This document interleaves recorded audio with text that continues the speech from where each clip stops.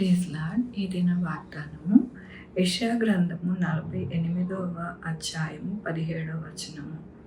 నీకు ప్రయోజనము కలుగునట్లు నీ దేవుడైన యెహోవాకు నేను నీకు ఉపదేశము చేతును, నీవు నడవలసిన త్రోవ నేను నడిపించదను. ఎంత గొప్ప వాగ్దానాన్ని దేవుడు మనకి అనుగ్రహిస్తూ ఉన్నారు. ఈ దినమున దేవుడు ఏమని సెలవిస్తూ ఉన్నారు అంటే, మనకి ప్రయోజనము కలిగేటట్టుగా దేవుడు ఉపదేశిస్తారంట.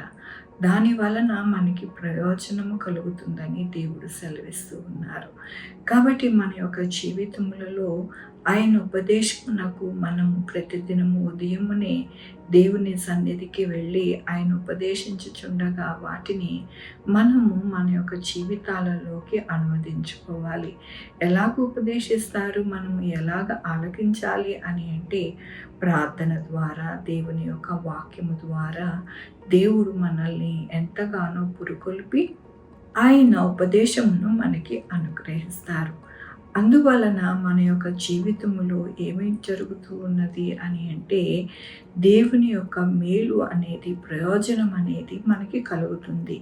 కాబట్టి మన యొక్క జీవితంలో మనము ఎల్లప్పుడూ కూడా ఎంతో పనులు భారముతో ఉంటాము. కానీ దేవుని సన్నిధికి వెళ్ళి ఆయనని మనము ఆరాధించుకుని ప్రార్థించుకుంటే కనుక దేవుడు మనకి ప్రయోజనకరమైన విషయములు మనకి బోధిస్తారు.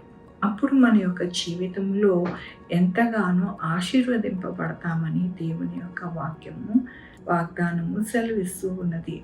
దేవుని యొక్క వాక్యంలోని ఆలకించిన ఎడల నీ క్షేమము నది వలె, నీ నీతి సముద్ర తరంగము వలె ఉండును. నీ గర్భఫలము దాన్ని రేణువుల వలె విస్తరించును. వారి నామము నా సన్నిధి నుండి కొట్టివేయబడదు, మరువబడదు.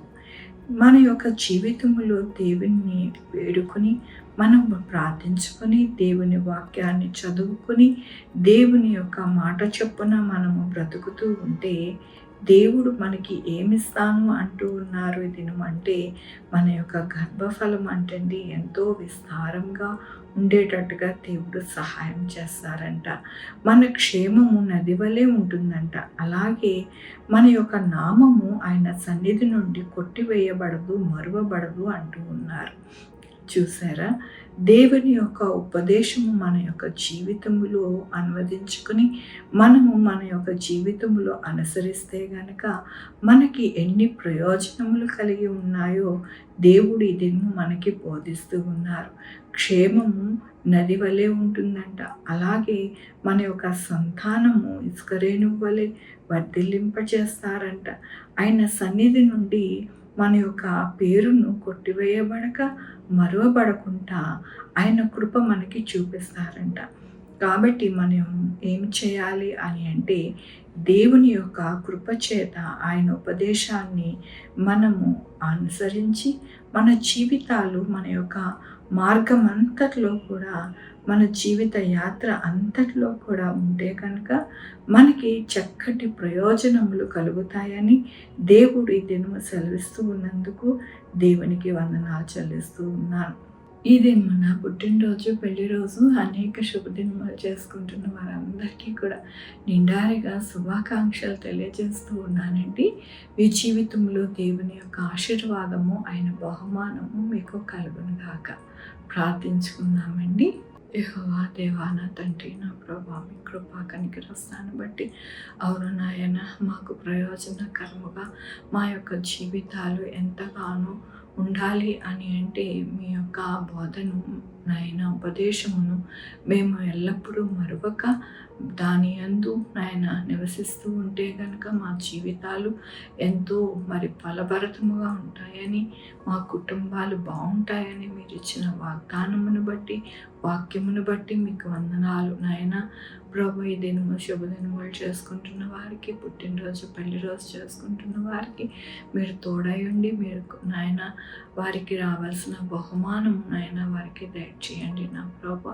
మా కొరకు ప్రార్థించమన్న వారిని వారి యొక్క బిడ్డల భవిష్యత్తు, వారి ఆరోగ్యం, వారి పనులు, వారి ఉద్యోగములు, వారి వ్యాపారములు అన్నిటినీ దీవించండి, ఆశీర్వదించండి ప్రభా. Sugar, BP, thyroid, heart problem, kidney problem, AIDS, cancer, నరాల బలహీనత, పెరాలసిస్, గ్యాస్ట్రిక్ ట్రబుల్, ప్రతి విధమైన అనారోగ్యాన్ని తీసివేసి స్వస్థపరిచే యెహోవాని నన్నారు. మీ కృపని అనుగ్రహించండి అయ్యా. నా తండ్రి, వాక్యం చదవడానికి, ప్రార్థన చేసుకోవడానికి మంచి మనసులు దయచేయండి నాయన. సంకల్పించుకోవడానికి కృప చూపించండి నా ప్రభా.